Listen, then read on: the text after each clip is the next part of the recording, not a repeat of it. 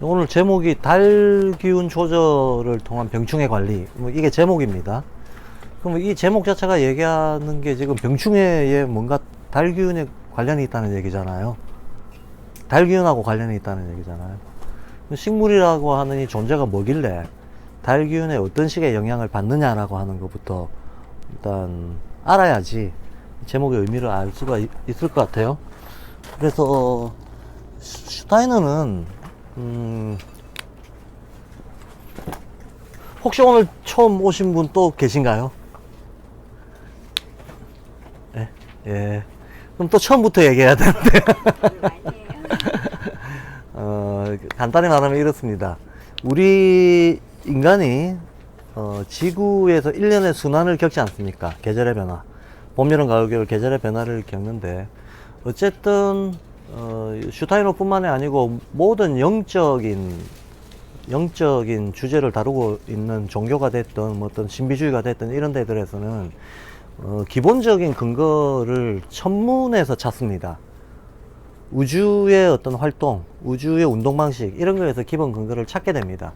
근데 우주의 운동 방식이라고 하는 거는 예외 없이 일체다 행성들의 순환 운동이잖아요. 행성들이 자전을 하거나 공전을 하거나, 예, 그러면서 마찬가지로 태양계다 그러면 태양계라고 하는 일정한 폐쇄적인 범위가 있는 거고, 이 범위 안에서 주요 행성들이 해, 달, 그 다음에 목화토금, 수성, 지구, 예, 총 8개, 나머지 조그만 유성들이나 위성들이나 이런 걸 빼고 한 총 8개 정도의 주요 행성들이 작용을 하고 있는데, 얘네들의 공전 궤도가 있잖아요. 공전 속도, 주기 이런 것들이 있단 말이죠.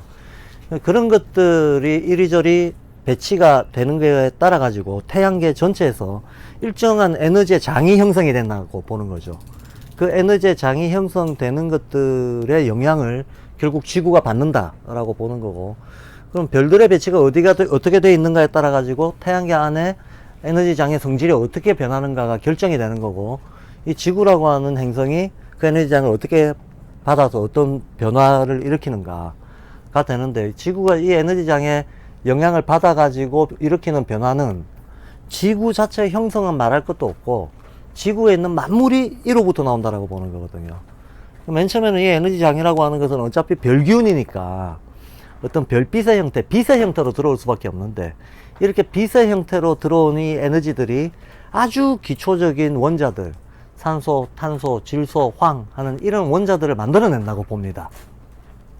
그리고 이런 원자들이 만들어져서 얘네들이 어떤 중력이나 인력이나 이런 거에 작용에 의해서 특정 지역에서는 석회암이 만들어지고 특정 지역에서는 화강암이 만들어지고 하면서 이렇게 뭉치면서 우리가 알고 있는 고체, 액체, 기체, 플라즈마 같은 이런 우리가 개념으로 알고 있는 이 모든 것들이 사실 다 여기에 근거를 두고 만들어진다고 보는 거죠. 그러니까 광물, 식물, 동물, 인간을 잇는 공통적인 요소가 별 기운이라고 보는 거예요. 별 기운이다. 이 별 기운들이 금성수성의 영향이 더 크냐, 목성 화성의 영향이 더 크냐, 해의 영향이 더 크냐, 달의 영향이 더 크냐, 이런 거에 따라서 식물, 동물, 광물들이 분포가 되는 거고, 이렇게 분포가 되어 있는 상태에서 이를테면 달 기운에 더 기대서 성장 번식을 하느냐, 아니면 별 기운에 더 기대서 성장 번식을 하느냐, 아니면 달이나 별들이 뭉쳐져 있는 어떤 그 형태화된 어떤 물질에 근거해 가지고 성장 번식을 하느냐, 이런 거에 따라서 이제 식물의 여러 다양한 종류나 양태나 이런 것들이 나뉜다고 보는 거죠. 일단 이게 기본입니다. 그래서 이 행성의 기운들, 행성이라고 하는 것들은 모조리 다 순환 운동을 하는 거니까, 순환 운동을 한다고 했을 때는 수학적으로 이런 그 변화의 순환을 표현하는 것은 보통 우리가 수학에서 진법이라는 말을 쓰지 않습니까? 10진법, 12진법, 5진법, 6진법 이런 말을 쓰는데, 2진법, 3진법이란 말도 쓰고, 이 말은 2진법은 2단계 가서 한 순환이 돌아온다 이 말이죠. 3진법은 3단계 가서 한 순환이 돌아온다는 말. 5진법은 5단계 가서 한 순환이 돌아온다 이런 식입니다. 그러니까 결국은 소순환이나 중순환이나 대순환이냐 이 문제인 거죠. 그런데 우리 지구 같은 경우에는 10진법, 12진법을 합해서 쓰잖아요. 합해서 쓰는 이유는 대기의 변화는 10진법으로 움직이고 대지의 변화는 12진법으로 움직인다고 보는 거거든요. 그래서 우리가 시계 속에 다 들어가 있습니다. 시계 속에 보면 1, 2, 3, 4, 5 갔는데 1이라고 돼 있고, 또 1, 2, 3, 4, 5 갔는데 2라고 돼 있고, 이거 오진법이죠. 이건 오진법입니다. 근데 10개가 갔는데 10분 이렇게 얘기하는 건 이건 십진법입니다. 20개 갔는데 20분 이렇게 얘기하는 건 이건 십진법인 거죠. 오진법과 십진법이 시계 속에 표현이 돼 있다는 겁니다. 그런데 전체적으로는 12시까지밖에 없잖아요. 그러면 이건 12진법입니다. 12진법입니다. 근데 이 십진법적인 변화하고 12진법적인 변화가 어우러져서 종합적으로 시간을 만들 때 기초 단위가 1분은 60초, 1시간은 60분, 그리고 60갑자는 예, 아시다시피 60년. 이건 60진법인 거죠. 실은 6 곱하기 10진법이니까 6진법이 들어가 있는 거죠. 그러니까 결과적으로 5진법, 6진법, 10진법, 12진법이 들어가 있다는 거예요. 시계 속에. 그럼 시간이라고 하는 것이 근본적으로 만물의 변화 리듬을 시간이라고 하는데, 결국 지구상에 있는 만물들은 5, 6, 10, 12진법의 영향을 받아서 만들어진다. 그럼 이 5, 6, 10, 12진법의 영향을 받아서 만들어진다는 것은 태양계 행성들이 그런 변화 단계의 순환을 겪는다라는 얘기거든요. 적어도 지구에서 태양계의 행성들의 영향을 받을 때 지구에 영향이 들어오는 방식이 5단계, 6단계, 10단계, 12단계 하는 일정한 패턴을 가지고 이 힘들이 가해진다는 얘기입니다. 그래서 이것들 중에서 어떤 거에 영향을 받느냐, 얼마만큼 섞어서 받느냐 하는 거에 따라서 만물의 상태가 이제 변한다고 보는 거죠. 그렇게 본다면 슈타이너 같은 경우에는 0이라는 말, 스프릿이라는 말을 별기운하고 동의어로 사용을 해버립니다. 별기운 이퀄 0이다 라고 보는 거죠. 이 우주의 어떤 변화를 일으키는 것은 결국 별기운인데, 그럼 별기운을 있게끔 했던 또 어떤 기운, 그런 걸 신이라고 하자. 예. 그러면 신이 됐건 0이 됐건 그게 표현이 될 때는 결국 별기운으로 표현이 되는 거다 라고 보는, 이름으로써 영성의 문제를 자연과학적인 문제로 전환해서 볼 수 있는 하나의 논리적인 토대가 만들어지는 겁니다.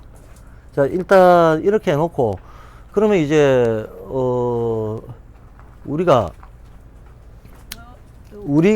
우리 인간이 지구에서 1년 동안 한 번의 계절순환이 돌아가는 것을 느끼듯이 이 지구도 우리 인간이 느끼는 것 같은 1년의 순환을 전체 태양계에서 지구도 지구 자체를 한 개인이라고 놓고 봤을 때 지구가 겪는 봄, 여름, 가을, 겨울이 있다고 보는 거예요. 이 지구 전체가 겪는 대순환으로서의 봄, 여름, 가을, 겨울이라고 하는 것을 일황도년이라고 합니다. 일황도년이라고 하는데 그게 무슨 말인가 하면 황도는 해가 가는 길이라는 뜻이잖아요. 근데 해가 가는 길이라고 하는 것도 우리가 해의 운동을 측정을 할 때 기준점이 있어야 되는데, 해 운동을 측정하는 기준점은 보통 춘분점이거든요.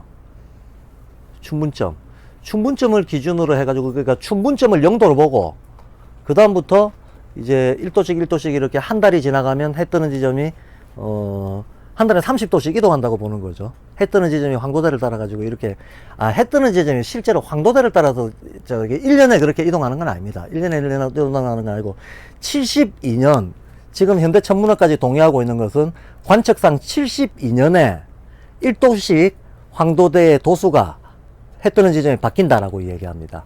이거를 춘분 세차 지점이라고 얘기합니다. 그럼 춘분에 해 뜨는 포인트가 72년에 1도씩 이동한다. 그러면 전통적으로 사람들은 춘분을 보통 황도대 별자리에 연결할 때 양자리에다가 연결을 합니다. 양자리가 춘분 있는 자리예요. 여기 양자리, 그 위가 황소자리, 그 밑에가 물고기 자리, 그 밑에가 물병자리, 이렇게 돼 있습니다. 근데 전통적으로 사람들은 여기가 동지, 여기가 하지, 여기가 춘분, 여기가 추분, 이렇게 잡으면 보통 이제 서양 천문학은 이쪽을 0도로 잡는데, 여기를 이제 해 뜨는 데라고 보고, 이쪽이 동쪽인 거죠. 동쪽, 남쪽, 서쪽, 북쪽. 이 방위판이 익숙지 않으신 분들도 있을 것 같은데, 동양에서는 100% 이 방위판을 씁니다. 이걸 부찰지리도라고 합니다. 동양에서는 안관천문 부찰지리 2개 방위판을 같이 쓰는데, 오늘날 현대 우리가 보고 있는 방위판도 있고, 뒤집어진 방위판도 있습니다. 근데 이 뒤집어진 방위판은 보통 자축인면진 소음이 표기할 때 이 방위판을 보통 쓰게 되는데, 이 방위판을 쓰는 이유가 있는데 그건 또 설명이 기니까 생략 하고, 어쨌든 뭐 보시기 약간 불편해도 알아보실 수는 있을 겁니다. 그러면 이 말이 무슨 말인가 하면, 여기서 해가 떠요. 여기서 해가 뜨는데 72년이 지나면 요 밑으로 1도 후퇴한다는 거예요. 해 뜨는 지점이. 그럼 144년이 지나면 또 1도 후퇴한다는 거예요. 이런 식으로. 그러면 이 한 자리, 요거 12개로 자른 거는 어차피 달 개념이잖아요. 12달 개념이잖아요. 황도대를 12개로 자른 거는 달 개념 아닙니까? 예, 12달이라서 12개로 쪼갠 건데, 우리로 치면 자축인묘가 되는 거고, 얘들로 치면 황궁도가 되는 거죠. 황궁도가 되는 건데, 대략 뭐 한 20일 정도 차이는 납니다만, 우리는 여기다가 임묘진, 이렇게 얘기하죠. 그러니까 이게 묘월에 해당하는 자리 정도가 되는 겁니다. 네? 근데 이제 72년에 1도씩 이렇게 밑으로 내려간다는 얘기예요. 그러면 완전히 한 자리 이동하는데 얼마나 걸리겠습니까? 72년 곱하기 30도잖아요. 이거 한 자리가 30도잖아요. 전체가 360도니까. 그럼 30도 뒤로 내려앉는 거죠. 해 뜨는 자리가. 이게 2160년이 걸리는 거죠. 2160년. 그러면 한 자리 이동하는데 2160년이 걸리니까 해 뜨는 게 완전히 한 바퀴 돌아가는 것까지 계산할 수 있겠네. 해 뜨는 자리가 완전히 한 바퀴 돌아가는 이거를 지구의 1황도년이라고 합니다.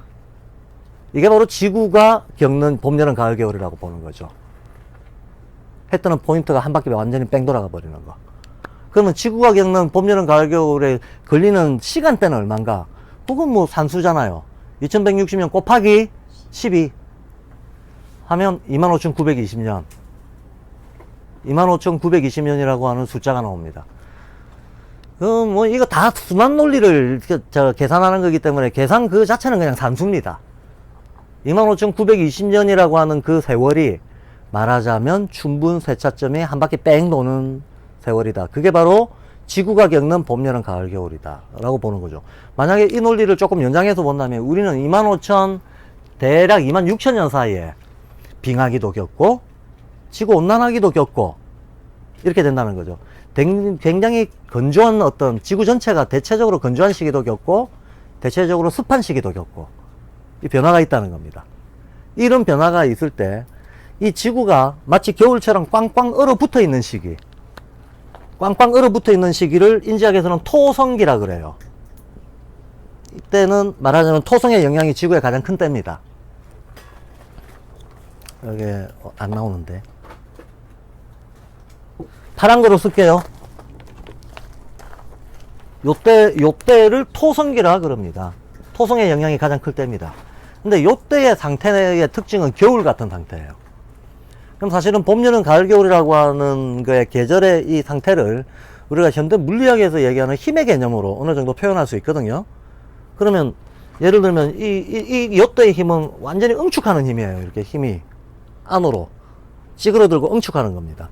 굳이 더 표현하자면 요렇게 안으로까지 기어 들어가는 거죠. 반면에 봄이 되면 상승하는 기운이 올라오게 되죠. 그래서 만물이 싹이 트고 줄기가 뻗어나가고 성장을 하게 되는 겁니다. 그럼 봄이 되면 상승하는 기운이 올라갑니다.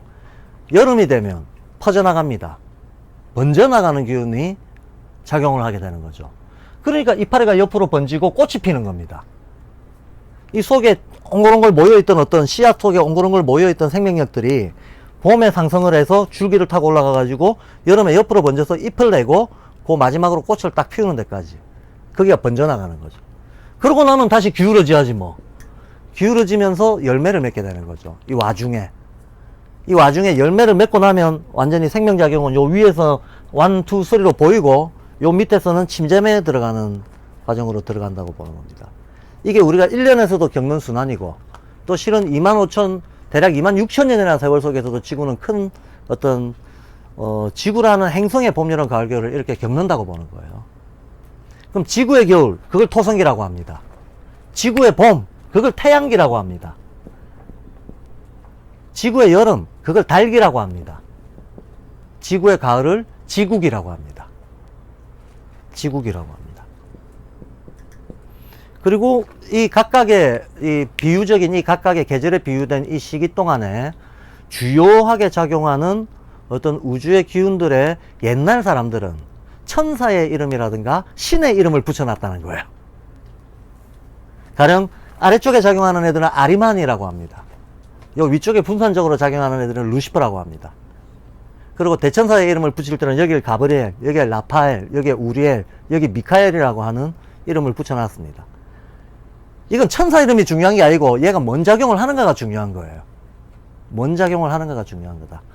그렇고 우리가 이거를 현대 어떤 물리학에서 개념적으로 얘기할 때는 요걸 전자기력이라고 하잖아요. 띄우는 힘. 이걸 중력이라고 하는 거예요. 땡기는 힘. 그리고 응축시키는 힘을 강한 행력이라고 하고 그 반대에 있는 이렇게 분산시키는 힘을 약한 행력이라고 얘기를 해요. 이 네 개의 힘이 가장 기본적인 힘이다라고 하는 거는 물리학도는 다 알고 있는 얘기죠.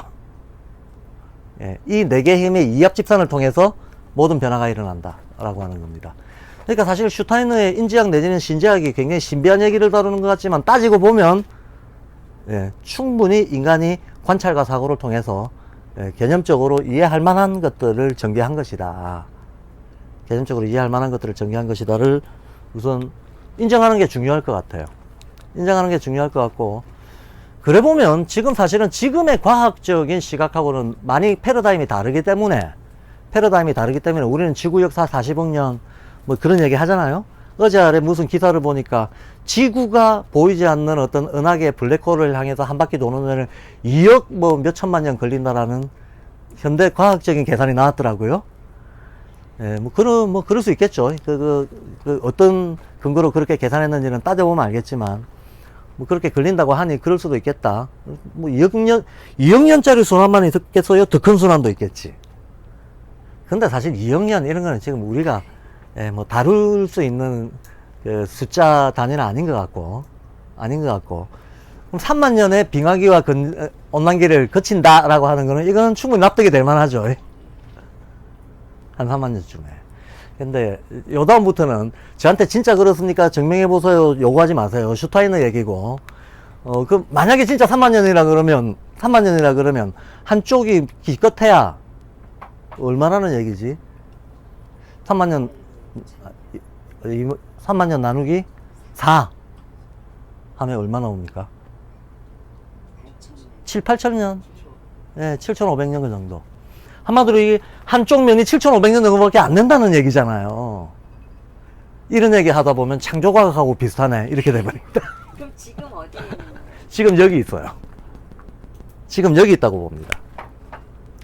정확하게 따지면 요쯤을 지나고 있다고 봐요. 요쯤을 지나고 있다고 봅니다.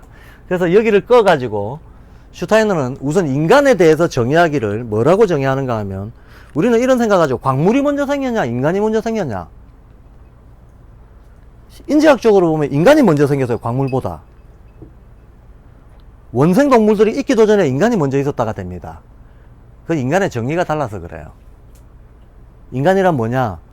슈타이너도 그렇고 사실은 동양의 선현들의 입장도 마찬가지인데, 인간은 소우주다. 딱 이거거든요. 그럼 지구상의 인간이란 뭐냐? 지구의 압축 재현물이다. 딱 이렇게 됩니다. 지구상에 수많은 만물들이 있는데 지구의 상태가 어떻다 하더라도 지구상의 모든 환경적인 여건들을 가장 압축적으로 재현하고 있는 어떤 존재가 있다는 거예요. 예컨대 지구상에 1부터 10까지의 기본 요소가 있다고 했을 때 1만 담고 있는 애도 있고 1, 2, 3을 담고 있는 애도 있고 7까지 담고 있는 애도 있고 10까지 담고 있는 애도 있다는 거야. 인간이 뭐냐? 10까지 담고 있는 그 어떤 존재. 이렇게 정의가 되는 겁니다. 그러면 지구가 겨울이었다 하더라도 겨울 상태에서 지구를 압축 재현하고 있던 어떤 존재가 있다는 거예요. 마찬가지로 요때도 지구를 압축 재현하고 있는 어떤 존재가 있다는 거죠. 그래서 지금처럼 사지 멀쩡한 인간, 요렇게 사지 멀쩡한 인간, 현재 우리와 같은 신체 구조를 가지고 있는 인간은 여기서부터 나타났다고 봐요. 요 꼭지점에서부터 지금 같은 우리 같은 이런 모습의 인간이 나타났다. 인간이 양성에 분리된 게 여기서 분리됐다 그래요. 양성이 분리된 게. 태초에 인간이 나온 거는 여기서 나왔다 그래요. 그럼 이전에는 인간이고 만물이고 구별할 수 없이 섞여 있는 어떤 상태지만, 그럼에도 불구하고 어떤 지구를 압축 재현하고 있는 그 어떤 존재는 있었다고 봐요. 그러면 실제로 우리가 상상할 수 있는 물리적인 형태로 얘기하자면 떠다니는 기체 같은 인간이었대. 그러다가 여기는 물에 젖은 가오리 같은 인간이 나왔대. 연체동물 인간. 이런 게 나왔대. 근데 여기서 여기까지는 양순구유의 인간이었고, 여기서부터 우리가 알고 있는 남자, 여자가 나왔다는 거야. 그러나 여기서 요까지는 지금 우리가 보고 있는 어떤 유인원들 비슷한 인간들이었고, 점점 직립하게 돼서 지금처럼 아주 미세한 신경을 완벽하게 갖추고 사고력을 특징으로 하는 이런 인간은 여기서부터 나오기 시작했다고 보는 거예요. 그래서 이제 그 고대 인간들에 대해서 인종의 이름을 다 붙여놔서 여기는 레무리아인, 여기는 하이프보레아, 여기는 폴라리스 인종 이러면서 인종의 이름을 붙여놨어요. 지금 우리는 요 부분만이 레무리아, 요 사분면에서 반쪽에 하이프보레아, 요 아래쪽을 폴라리스 인종이라고 그때 당시 인간형이죠. 그 이때 당시 인간형에 대한 이름들을 호명을 하고 있습니다. 그럼 이제 양숭 분리가 되고 나서 나오는 인간을 아틀란티스인이라고 해요. 실제로 뭐 신화에서는 아틀란티스 대륙 얘기가 많이 나오잖아요. 그리고 지금 우리가 알고 있는 신화에는 대홍수 이야기라든가 어떤 상전벽해 얘기가 많이 나오죠. 그럼 우리가 그냥 상식적으로 한번 생각을 해봅시다. 지형이 화산이 막 맨날 폭발하고 막 그 바다에서 산이 솟아 올라오고 있던 산이 끄집어 내려가고, 이건 지금 지형이 굉장히 활발하게 운동을 하고 있다는 거잖아요. 들끓는 운동을 하고 있다는 거잖아요. 그때가 언제냐? 요때라는 거예요. 여름같이 뜨거운 때, 지구의 여름 때. 이때 지각들이 이 여름의 어떤 열기 때문에 말하자면 최대치의 지각 운동을 하게 돼 있다는 거야. 그때 아틀란티스 대륙이 있다가 실제로 꺼졌다고 봐요. 예. 그리고 오늘날 우리가 알고 있는 상전벽해가 생겼다고 봅니다. 바다가 땅이 되고 땅이 바다가 되는 이런 일들이 이때 열심히, 요때는 지구가 젊은 때라고 봐요. 지금 우리는 여기 살고 있어서 지구가 늙었다고 표현을 합니다.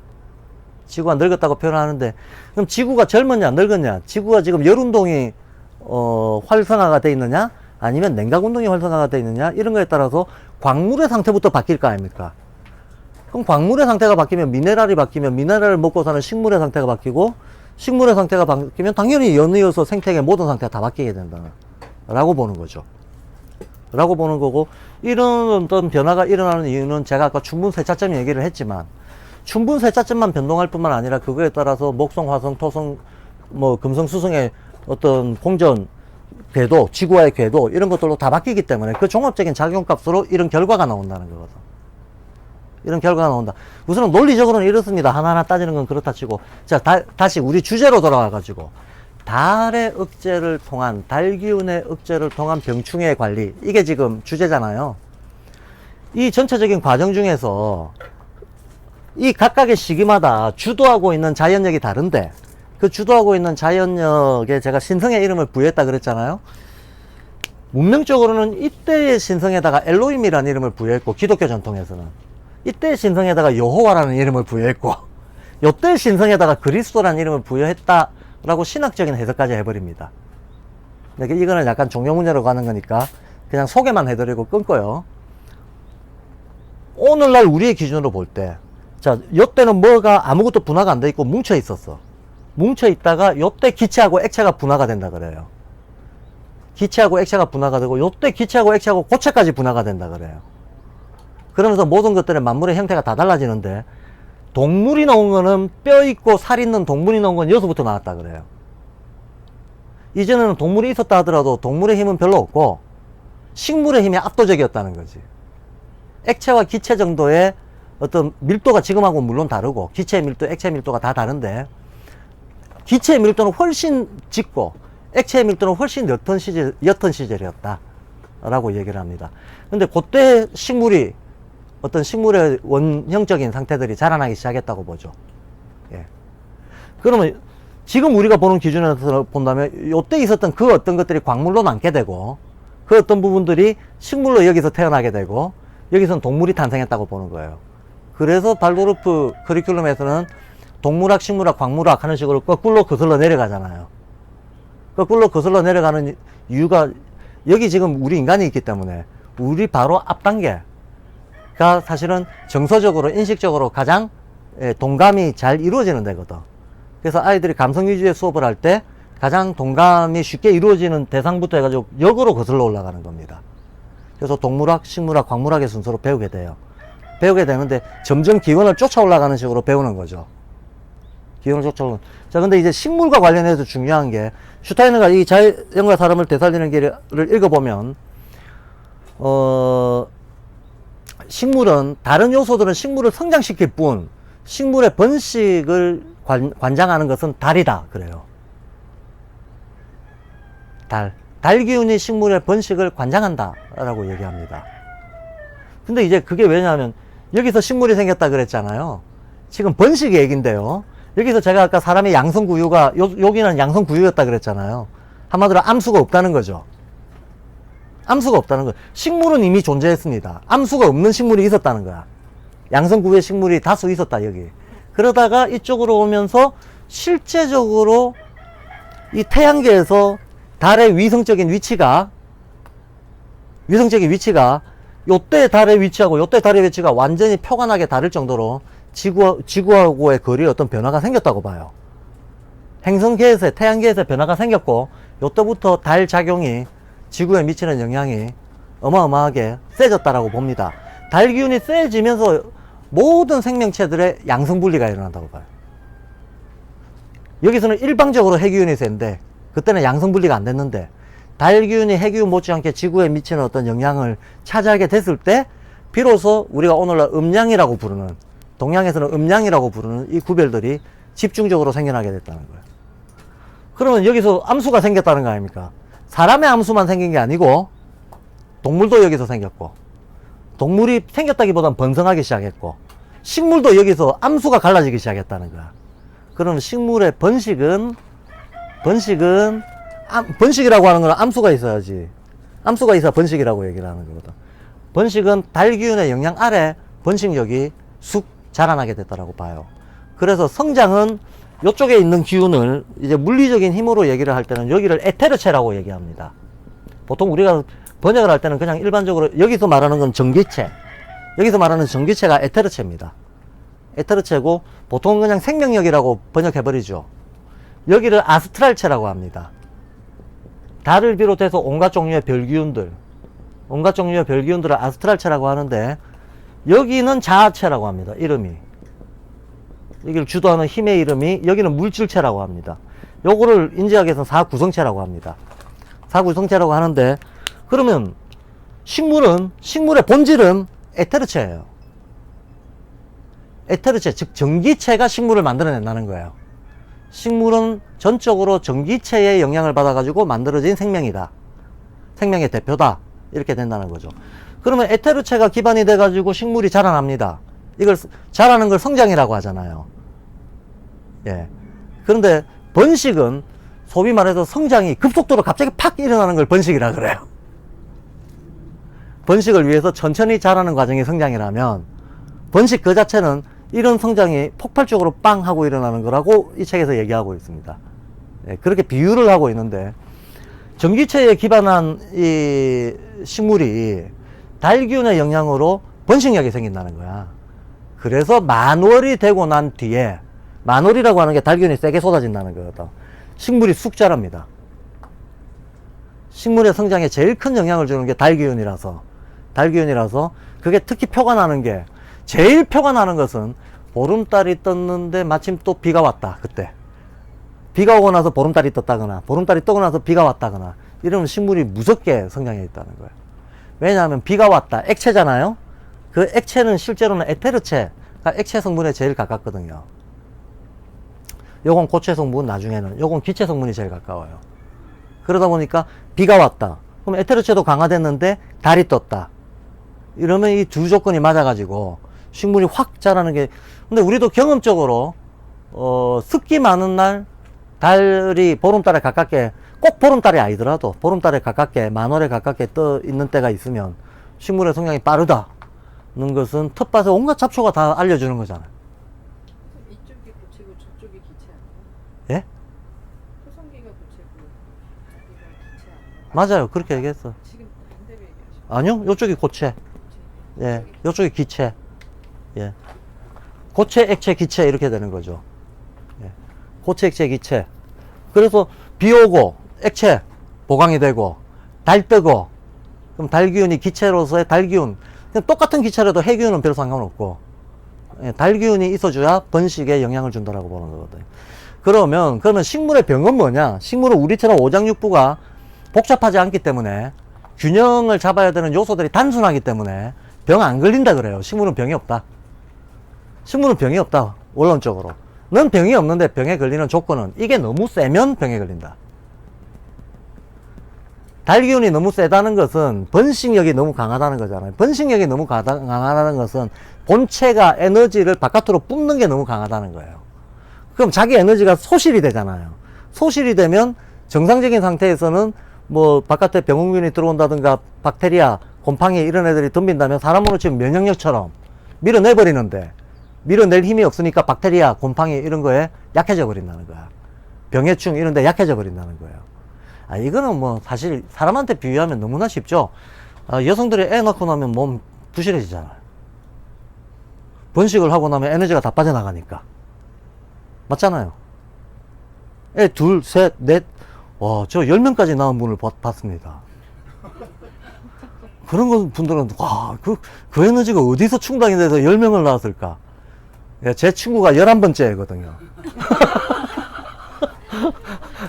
그런 분도 봤습니다. 아, 그래서 그 집은 부모님까지 하는 축구팀 하나에 감독까지 있는 거야.